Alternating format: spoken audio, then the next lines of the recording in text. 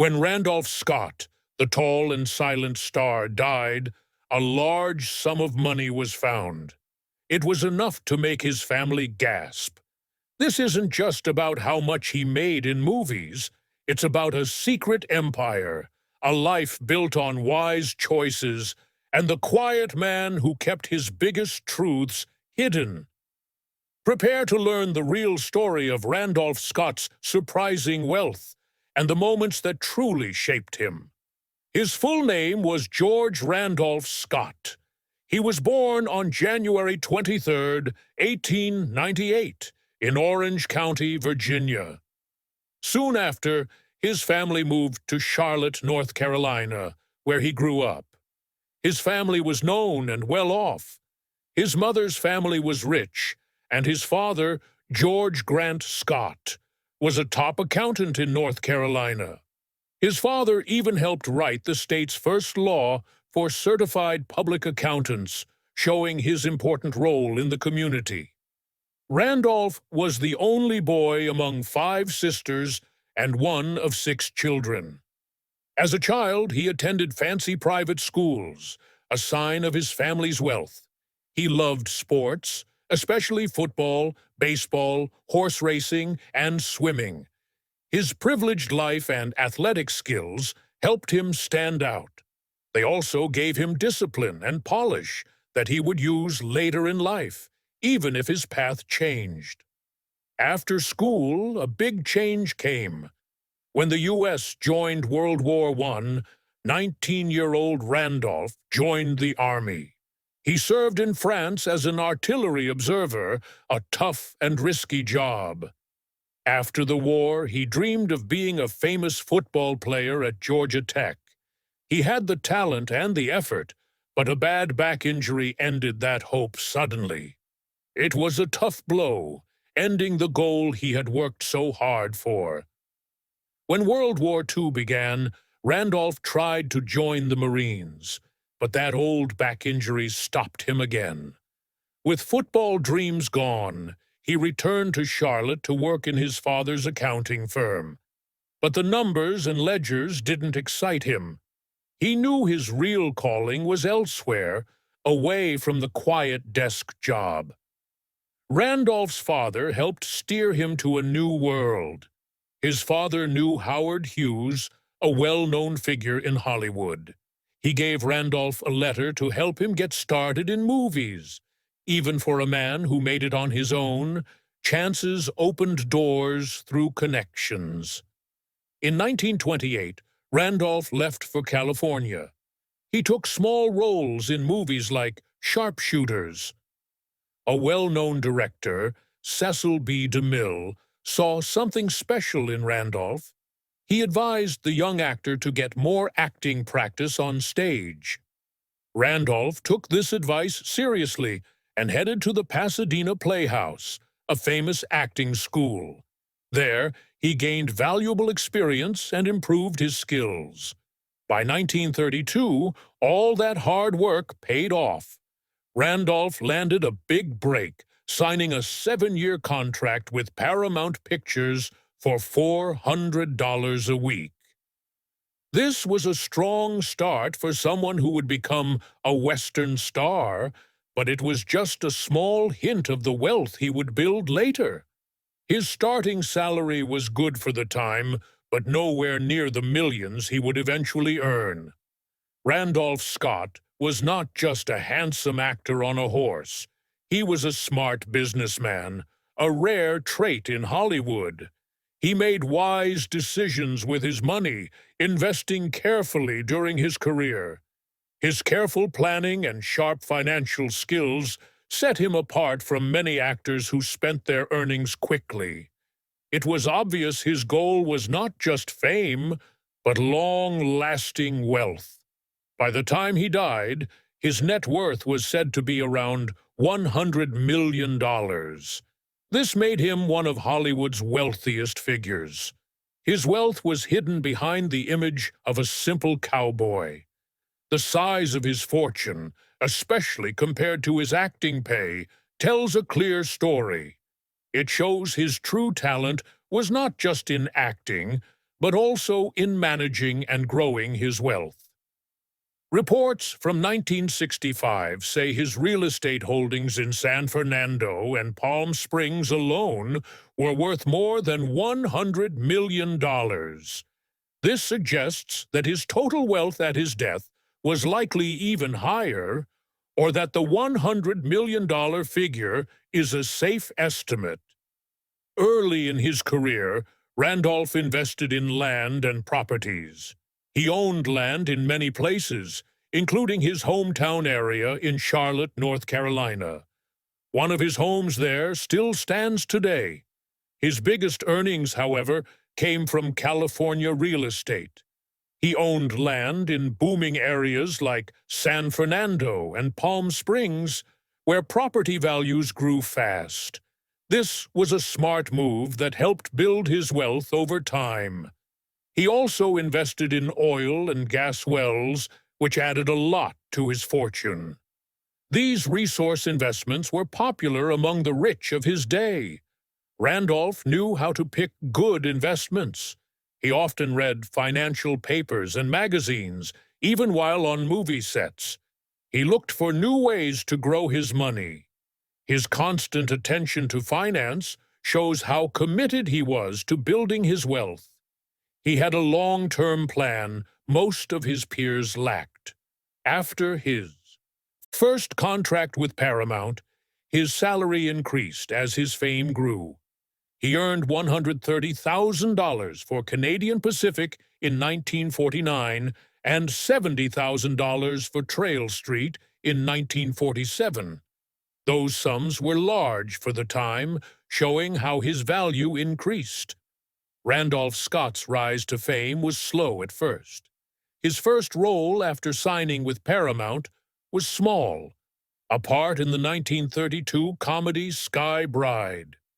Paramount quickly recognized his talent and cast him as the lead in Heritage of the Desert in 1932. This role marked his first big break as a star and proved he had a natural talent for Western heroes. The film performed well, launching him into a series of 10 Westerns based on Zane Grey novels. These movies were often made cheaply, with studios reusing old silent film clips and sometimes bringing back the same actors to save money. As a result, Randolph's appearance could change suddenly. He might look younger or older, with darkened hair or a mustache to match the old footage. Despite these budget tricks, film critic William K. Everson praised the Zane Grey series as consistently good. He even called Last Man one of the best of its kind, praising its strong story and solid acting. While Paramount tried to cast him in other roles, Randolph often returned to Westerns. In 1932, he played the other man in Hot Saturday, with Nancy Carroll and Cary Grant.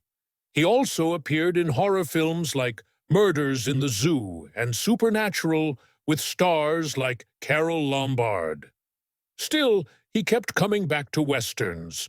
One of his early big hits was as Hawkeye in The Last of the Mohicans in 1936. This adventure film was a major success and made him a leading star. After that, Paramount only wanted him in their best movies. He even played a love interest for Mae West in Go West Young Man the same year. When World War II started, Randolph tried to join the Marines but couldn't due to an old back injury. Instead, he supported the war effort by performing comedy shows and raising food on his ranch for the government. He also starred in war movies like To the Shores of Tripoli and Bombardier. After the war, in 1946, he made Abilene Town, which showcased his tough sheriff character cleaning up a wild town. From then on, most of his films were Westerns. These films in the late 1940s cost about $1 million each, which was a lot at the time. He often worked with producers Nat Holt and Harry Joe Brown. Film experts at the BFI companion to the Western noted that Randolph's characters changed as he aged. He played men who had gone through tough times and became calm and steady. His last non-Western movies were mysteries like Home Sweet Homicide and family dramas such as Christmas Eve, both released in 1947. He had a small part in Starlift in 1951. He appeared in several westerns with Nat Hall, including Batman's Territory and Trail Street. Later, he worked frequently with Harry Joe Brown at Columbia, making popular westerns like Coroner Creek and Santa Fe. Some of these films were shot in special color processes, making them stand out. Randolph's salary at Warner Brothers rose to $100,000 per film in 1950, which is over $1.3 million today. He directed many successful westerns there, often working with director Andre de Toth. In 1956, a new chapter began when Randolph teamed up with director Bud Brower and writer Burt Kennedy. John Wayne recommended Randolph for their film 7 Men from Now. That film and the 6 others they made together are now considered some of Randolph's best work. These are called the Renown cycle. The name comes from his production company with Harry Joe Brown.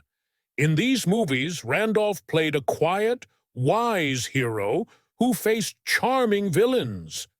From 1932 to 1944, Randolph Scott and fellow actor Cary Grant shared a beach house in Malibu. People joked about their home being Bachelor Hall. They met on the set of Hot Saturday and became close friends. Because they lived together, rumors spread in Hollywood about their relationship. Many wondered if they were more than friends. Studio heads felt pressure from these talks. To protect their careers, the studios forced them to stop living together. It was a sad time, as they had to hide parts of their lives. Society's views at the time made this hard for them. It was a deep personal loss, a price they paid for fame. Randolph Scott married twice. His first wife was Marion DuPont, a wealthy woman in 1936. That marriage lasted only 3 years before ending in divorce. In 1944, he married actress Patricia Stillman.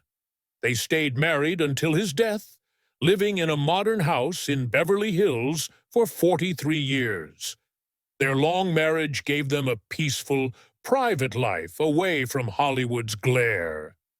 In 1950, Randolph and Patricia adopted 2 children, Christopher and Sandra. His son Christopher later wrote a book about his father. In it, he described him as a loving, moral, and dedicated family man. This stable family life shows Randolph wanted normalcy. It also shows he wanted to be a good father, perhaps to find the stability he lacked earlier. Throughout his life, Randolph kept his private life locked away. He disliked public attention and rarely gave interviews. He believed the saying, "Never let yourself be seen in public unless they pay for it." His quiet, reserved nature was a key part of who he was. He kept his personal life separate from his cowboy image. He carefully protected his true self, which added to the mystery about his private life even today. His desire for privacy explains why many details about his possessions, like his car collection, are not well known. He liked to keep his wealth out of the public eye and focused on managing his investments rather than showing them off. Randolph Scott retired from acting at age 64 after his 1962 film Ride the High Country. He said acting no longer interested him. His early retirement, despite a successful career, was made possible by his large fortune. He had become a millionaire through smart investments and didn't need to work for money. This financial freedom allowed him to live a quiet life away from Hollywood's busy world. In the 1940s, he was one of the first actors to start his own production company, Renown Production Company. At the time, most stars were tied to big studios. Starting his own firm gave him more control over his films and profits, helping him build his wealth. This move shows his sharp mind and business sense. He was more than just an actor. He was a smart businessman who used his fame to earn more money. After retiring, Randolph enjoyed life with his family. He loved playing golf and often went to LA Angels baseball games with his close friend Fred. These simple hobbies and friendships show his preference for a quiet, private life away from Hollywood spotlight. He also became friends with Billy Graham, the well-known preacher. Their friendship showed his strong faith and conservative values. He was a proud Republican and supported Ronald Reagan when he was governor of California. This showed his clear political views. Despite his wealth, there are few stories about him owning fancy cars. Photographs show him next to a car around 1935, but cars were not a big part of his wealth. Unlike his real estate and oil investments, cars were not a focus for him. This shows he preferred practical ways to build wealth rather than showing off with flashy possessions. His most valuable items were related to his career and personal life. In 1975, he was inducted into the Hall of Great Western Performers. It was a big honor for his work in film. Fans still cherish photos and old clippings from his long career. He visited the Amon Carter Museum of Western Art and showed his love of the art and history of the American West. These details reveal that his real treasures were his achievements and the quiet life he built, not material things.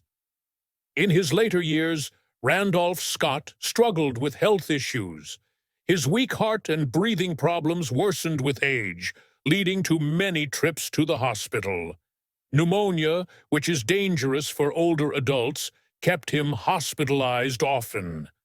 These health problems marked a tough time for the once strong cowboy star, showing how aging can take a toll.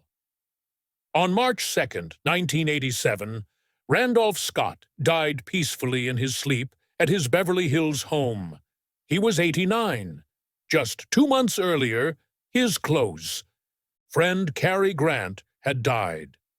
When Scott heard the news, he reportedly broke down and cried, placing his head in his hands. His funeral was small and private, with only around 25 family members present. It was held near his childhood home in Charlotte, North Carolina, and quiet farewell in the town where he grew up. Reverend Billy Graham, a close friend, led the service. Even President Ronald Reagan, whom Scott supported, sent a message praising him as one of Hollywood's finest. Despite his fame and wealth, Scott's funeral remained simple, reflecting his wish for privacy. His rugged cowboy image was so strong that it was even referenced in the comedy movie Blazing Saddles. This shows how deeply he had become part of American culture. His films helped shape the Western genre and made him an important figure in film history. Known for playing tough but complex characters, Scott brought depth to the cowboy hero role. He earned many awards during his life and after his death. His star on the Hollywood Walk of Fame came in 1960, showing his lasting influence. In 1975, he was also inducted into the Hall of Great Western Performers, further cementing his status as a legend. After he died, he received the Golden Boot Award for his special contribution to Westerns. Rumors about Scott's private life, especially his relationship with Cary Grant, still spark interest. Some say he left a note that revealed secrets about his life, but no one knows exactly what it said. Still, the idea of such a note makes many think differently about the man behind the cowboy image. Scott's story, along with others from that time, has led many to ask if his tough, silent persona was always real. Some believe it was a mask for deeper feelings or hidden struggles. This idea has helped change how movies show tough characters today. Now, heroes often show more emotion and complexity, breaking the old mold.